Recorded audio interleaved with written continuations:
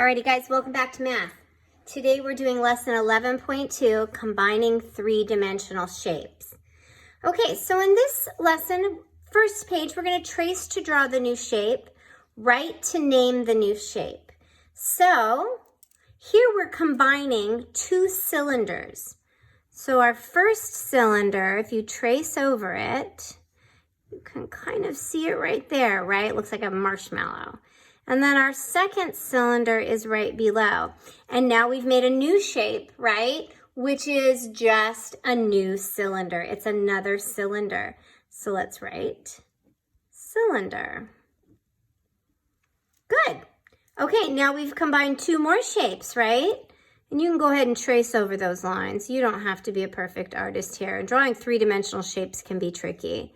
But if I put a cube on top of a cube, what shape do I have now? It's not a cube anymore, is it? This one was still a cylinder, but this one has now become what? It went from a cube to now it's a rectangular prism.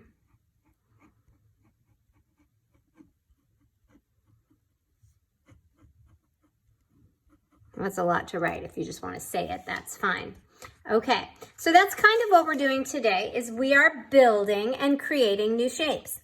So if I combined a cylinder and a cube, which new shape would I make? Would I make this shape or this shape? Remember, you have to see these shapes in the new shape. Yeah, I would make this shape. You can see it. Even though it's not all tight together, it's still a new shape. And I see the cylinder here and I see my cube here. All right, now I'm going to take a rectangular prism and a cylinder and make a new shape. Which shape did I make? Yep, good job, circle it. This one, that's a cone. I didn't start with a cone. Okay, for the next shape, cone, rectangular prism. Which new shape?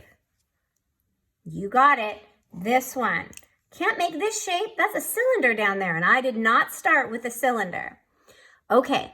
Now we're going to use the three-dimensional shapes and circle which new shape I made. This is something that you can do.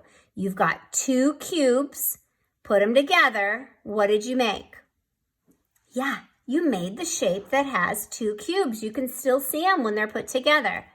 All right, cone, cylinder. Which shape did I make? Too smart for me, good job. That still has a cylinder and a cone, okay? Two rectangular prisms. You made what shape? Good. All right, now here, cube and cone. You circle which one? Cube and cone. Yep, good job. And cone, rectangular prism, and cylinder. Which shape did you make? Yep, good job, right? This one and this one. I knew you could do it. All right, go ahead and turn the page.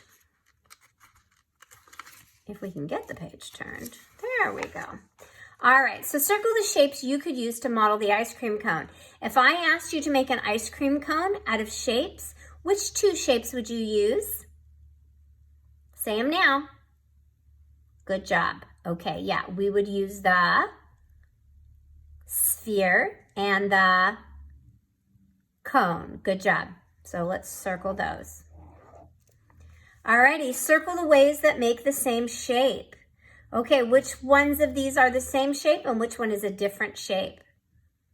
I think you see it as well. These shapes are all the same shapes, right? They turn into rectangular prisms, even though they've used some different blocks and put them in different ways.